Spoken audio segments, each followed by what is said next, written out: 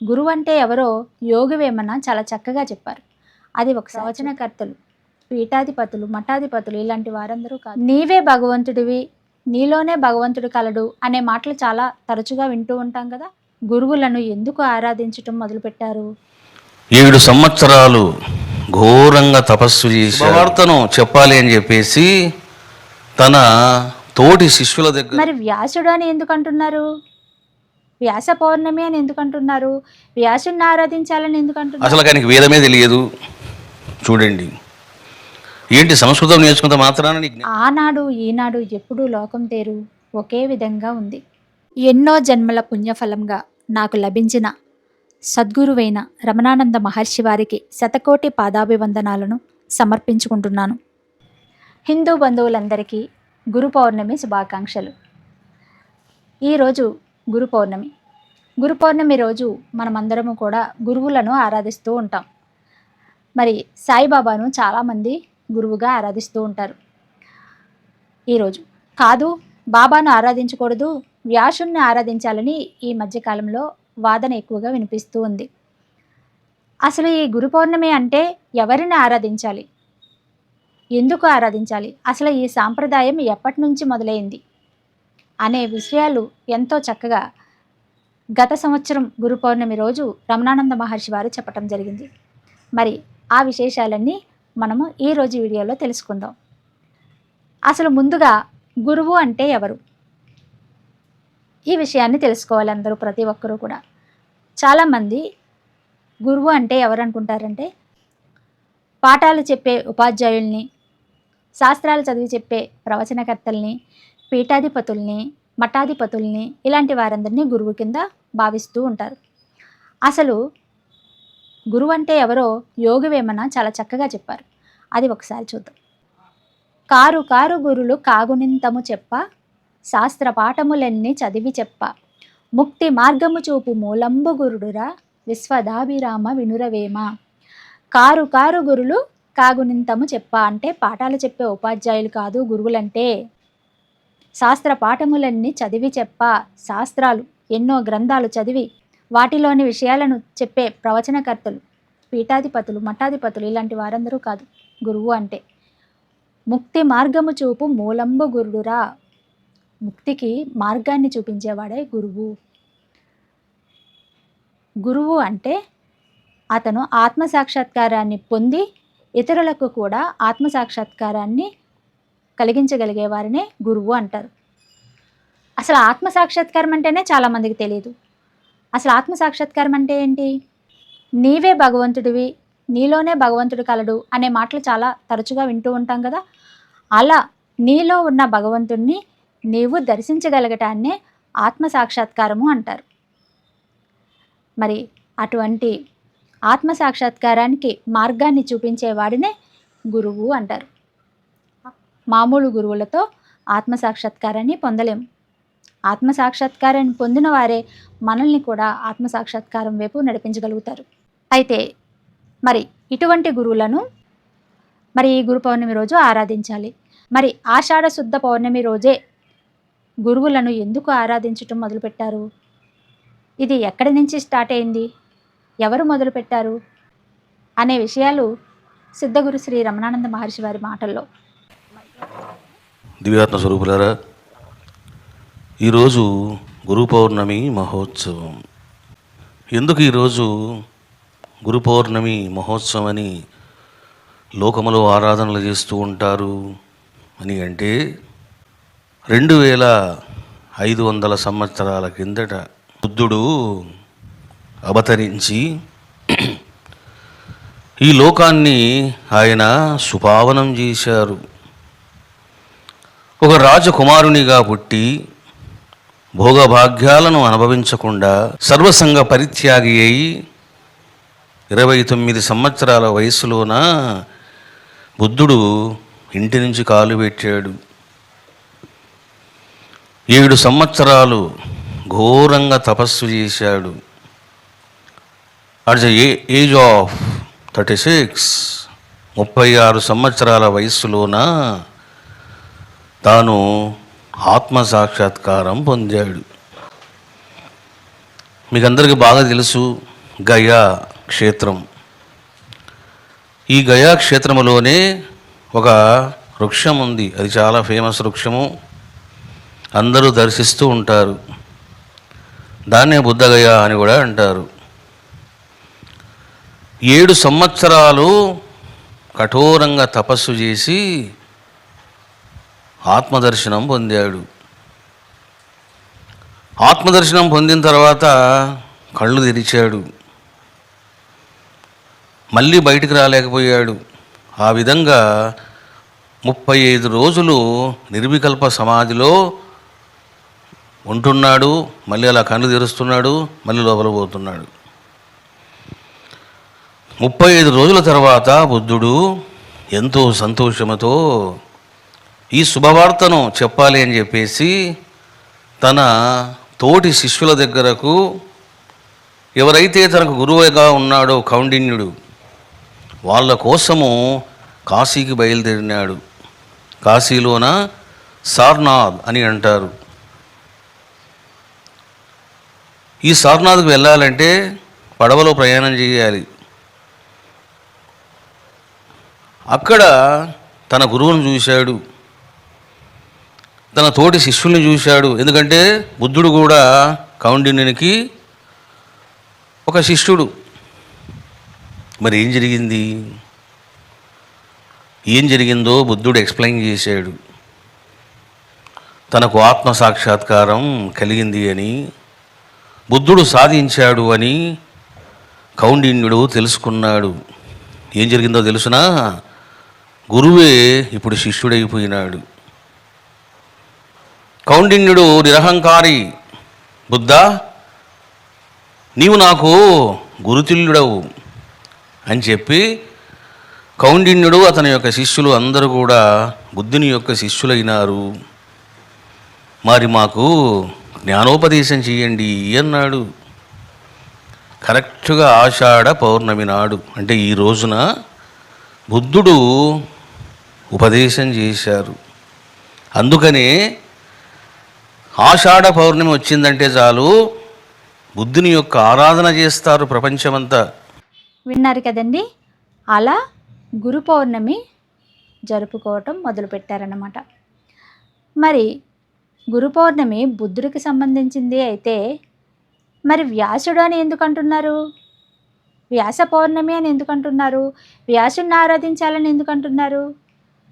మరి దాని గురించి కూడా తెలుసుకోవాలి కదా. ఆ విశేషాలు కూడా రమణానంద మహర్షి వారి మాటల్లో.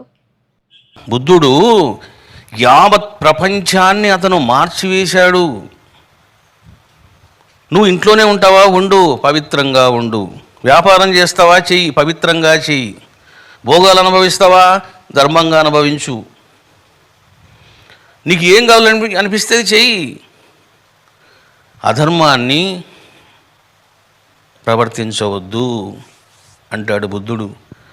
గురు పౌర్ణమి అంటే బుద్ధుని యొక్క పౌర్ణమిది. మళ్ళీ ఎందుకండి వ్యాస పౌర్ణమి అంటారు అని అంటే, బుద్ధుడు ఎప్పుడైతే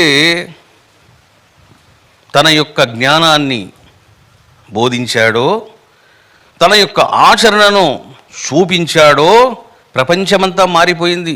ఏంట్రా నువ్వు మాట్లాడేది? బుద్ధుడు అంటే ఎవరు అనుకుంటున్నావు? రాజకుమారుడు. అతనే భిక్షు అయినాడు, అతనే వైరాగ్యాన్ని కలిగి ఉన్నాడు. మనమెంత ఆయన ముందర? మన సుఖాలెంత, మన భోగాలెంత, మన కథ ఎంత అని చెప్పి బుద్ధుడు ఆదర్శంగా నిలిచాడు. ఏం జరిగింది ఇప్పుడు? ఇంకా యజ్ఞయాగాదులు బంద్ అయినాయి. ఇంకెవ్వరు టెంపుల్స్కి పోవడం లేదు, ఇంకెవరు డబ్బులు కట్టడం లేదు. దీనితో ఎన్నో వర్గాలు బుద్ధుని మీద యుద్ధం చేసాయి. వాటన్నిటిని ఊదిపాడేశాడు ఆయన. చూడండి, ఇంకెప్పుడైతే బుద్ధుడు మొత్తం తారుమారు చేశాడో, బుద్ధుడు ఉన్నంత వరకు వెలిగిపోయింది బౌద్ధం. ఎప్పుడైతే బుద్ధుడు మహాసమాధి చెందాడో ఇంకేం జరిగింది? నెమ్మదిగా ప్రచారాలు మొదలుపెట్టారు. బుద్ధుడు వేదద్రోహి, వేద నిందకుడు, అసలు ఆయనకి వేదమే తెలియదు. చూడండి, ఏంటి సంస్కృతం నేర్చుకున్నంత మాత్రాన నీ జ్ఞానం కలుగుతుందా? సంస్కృత జ్ఞానం వేరు, ధ్యాన అనుభూతి వేరు. ఇది ముందు బాగా తెలుసుకోవాలి. శాస్త్రం అవసరమే, జ్ఞానము అవసరమే, మంచిదే. కానీ అదే నీ లక్ష్యము కాదు. శాస్త్రం అన్నది ఒక మార్గం చూపిస్తుంది నీకు. చూడండి, 4 వేదాలు చదివిన తర్వాత ఒకరోజు నేను నక్షత్రంలో చెట్టు కింద కూర్చున్నా. వేద అధ్యయనం చేయకముందు నా పరిస్థితి ఏమిటిది, చేసిన తర్వాత నా పరిస్థితి ఏమిటిది? చూసారా ఏమిటి డిఫరెన్స్ తెలుసునా? వేద అధ్యయనం చేయకముందు నా మనస్సు నిరంతరము అది ధ్యానం చేసేది. కళ్ళు మూసుకుంటే చాలు, అది ఇంకా లోపలికి ప్రయాణం చేసేది. ఎప్పుడు నేను వేదాధ్యయనం మొదలుపెట్టినానో బుద్ధి పనిచేయడం మొదలుపెట్టింది. ఇదంతా గమనించాను నేను. వ్యాకరణము, ఛందస్సులు, విభక్తులు, లకారములు, ఆ భాష యొక్క నిర్మాణము, వాక్య నిర్మాణము, భాషా పరిజ్ఞాన వైభవము, ఇవన్నీ ఏమిటివి అని అంటే బుద్ధిని ఉత్తేజితం చేస్తాయి. ధియో యో న ప్రచోదయాత్. మరి బుద్ధిని ప్రచోదితం ఎందుకు చేయాలండి? అసలు బుద్ధి ఏం తెలుసుకోవాలండి? బుద్ధి తాను పరమాత్మలో లయం కావాలి. బుద్ధిగా తాను పరమాత్మను తెలుసుకోలేదు. బుద్ధి పడిపోవాలి. బుద్ధి పడిపోతేనే ఆత్మ ప్రకాశిస్తుంది. అప్పుడు బుద్ధి గ్రహిస్తుంది, ఓ సచ్చిదానంద పరమానంద సర్వాతీత అక్రియ దేహాతీత మనోతీత కాలాతీత అని క్లియర్గా తెలుసుకుంటాడు. చూసారా? దీన్ని ఏమంటారంటే హృదయ గ్రంథాన్ని చదవడము అంటారు.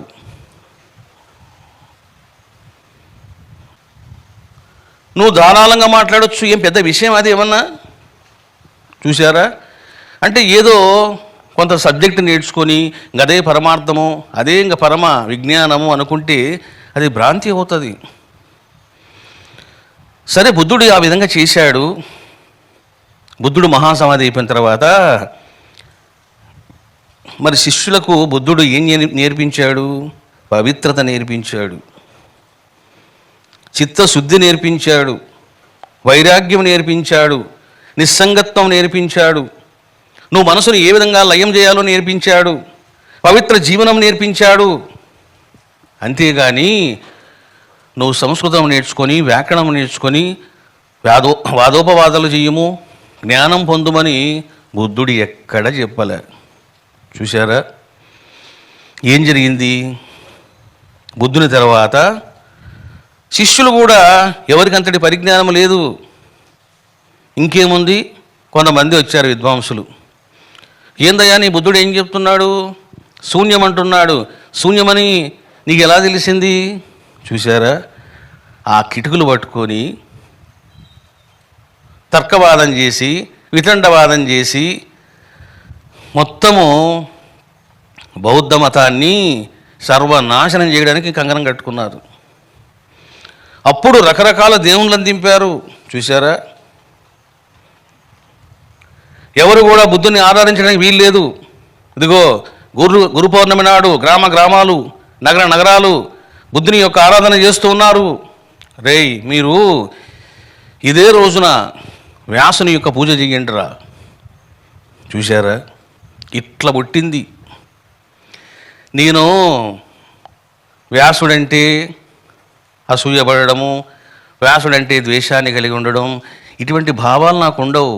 ఏది సత్యమో అది చెప్తా, నువ్వు వింటే విను, నీ కర్మ అది. గతములో ఏమి జరిగిందో, చరిత్ర ఏం చెబుతుందో, వాస్తవం ఏమిటిదో పరిశీలించి పరిశోధించి ప్రామాణికంగా మీకు నేను ఏదైనా చెప్తూ ఉంటా. అంటే ఏమిటిది? బుద్ధుణ్ణి ఆరాధన చేయకుండగా వ్యాస పౌర్ణమి అని పెట్టారు. నేను అంటున్నాను, బుద్ధుడు ఏం చేశాడండి? అసలు బుద్ధుడు ఇచ్చిన జ్ఞానము ఎవరైనా ఇచ్చారా? నేను అడుగుతున్నా మీకు. అపారమైన జ్ఞానం ఇచ్చాడు బుద్ధుడు. ఎంత జ్ఞానం అంటే అంత జ్ఞానం. ఆయన ఇచ్చిన జ్ఞానము భాషా పరిజ్ఞానం మీద ఆధారపడిన జ్ఞానం కాదది. చూశారా? ఈ రకంగా ఆత్మస్వరూపులారా, మనము ఏది సత్యమో దాన్ని పట్టుకోవాలి. ప్రపంచమంతా భ్రాంతిలో పడినా మనకు సంబంధం లేదు. విన్నారు కదండి. సరిగ్గా 2500 సంవత్సరాల క్రిందట బుద్ధుడి విషయంలో ఎలా అయితే జరిగిందో ఇప్పుడు రమణానంద మహర్షి వారి విషయంలో కూడా అలాగే జరుగుతుంది. ఎందుకంటున్నానంటే, ఎలా అయితే బుద్ధుడిని వేదం రాదు, వేద జ్ఞానం లేదు అని విమర్శించారో అలాగే ఇప్పుడు రమణానంద మహర్షి వారిని కూడా విమర్శిస్తూ ఉన్నారు. మరి రమణానంద మహర్షి వారు వేదాలు చదివినా సరే మరి ఆయనకి వేదం తెలియదని, వేద మంత్రాలు పఠించలేరని ఇష్టం వచ్చినట్లుగా విమర్శలు చేస్తూ ఆయన్ని అపకీర్తి పాలు చేయటానికి చూస్తూ ఉన్నారు. ఆనాడు ఈనాడు ఎప్పుడూ లోకం తీరు ఒకే విధంగా ఉంది. మరి ఇటువంటి లోకంలో మంచి గురువులు ఎవరు తెలుసుకుని వారిని ఆరాధించగలిగే శిష్యులు నిజంగా ఎంతో అదృష్టవంతులు. ఎన్నో జన్మల పుణ్యఫలం ఉంటే కానీ ఒక గురువుని గుర్తించి వారిని ఆరాధించలేరు. ఆత్మసాక్షాత్కారం కలిగిన గురువు దొరకటం బహు దుర్లభం. అటువంటి చక్కటి గురువు, అటువంటి ఆత్మసాక్షాత్కారం కలిగిన గురువు, నడయాడే పరబ్రహ్మము ఈ లోకంలో సంచరిస్తూ అనేక ఘనకార్యాలు చేస్తుంటే అవన్నీ చూడలేని గుడ్డిదైపోయింది ఈ లోకం. ఎవరో స్వార్థపరులు ఏవో ప్రచారాలు చేస్తుంటే అవన్నీ నమ్ముతున్నారు ఈ ప్రజలు. మరి హిందూ బంధువులందరూ కూడా అసలైన హిందూ ధర్మ పరిరక్షకుడు, సనాతన ధర్మ పరిరక్షకుడైన రమణానంద మహర్షి వారి యొక్క వైభవాన్ని, ఆయన యొక్క గొప్పతనాన్ని గుర్తించవలసిందిగా ప్రతి హిందువును నేను కోరుకుంటున్నాను. రమణానంద మహర్షి వారిని తప్పుగా అర్థం చేసుకోకండి. ఆయన ఆత్మసాక్షాత్కారం పొందిన మహాసిద్ధుడు. ఆయనలో ఉన్న తపశ్శక్తిని మేము చూడగలిగాము కాబట్టే ఇన్ని సంవత్సరాలుగా, దాదాపు 20 సంవత్సరాల పైనుంచే ఆయన్ని గురువుగా ఆరాధిస్తూ ఉన్నాం. ఆయన్ని దగ్గరగా చూసిన వాళ్ళం మేము. మాకంటే ఎక్కువగా ఎవరికి తెలుస్తుంది చెప్పండి ఆయన గురించి? ఎవరో స్వార్థపరులు ఏవో డబ్బులు ఆశించో లేకపోతే అసూయతోటో ఇంకేమన్నా కుట్రలు జరుగుతున్నాయో మనకు తెలియదు, కానీ రమణానంద మహర్షి వారిపై అసత్య ప్రచారాలు చేస్తూ ఉన్నారు. మరి అందరూ కూడా సత్యం ఏమిటో తెలుసుకుని రమణానంద మహర్షి వారిని గురువుగా స్వీకరించి వారిని ఆరాధిస్తే వారి జన్మ ధన్యమవుతుంది. మరొక్కసారి అందరికీ గురు పౌర్ణమి శుభాకాంక్షలను తెలియజేసుకుంటూ మరొక వీడియోతో మళ్ళీ కలుసుకుందాం.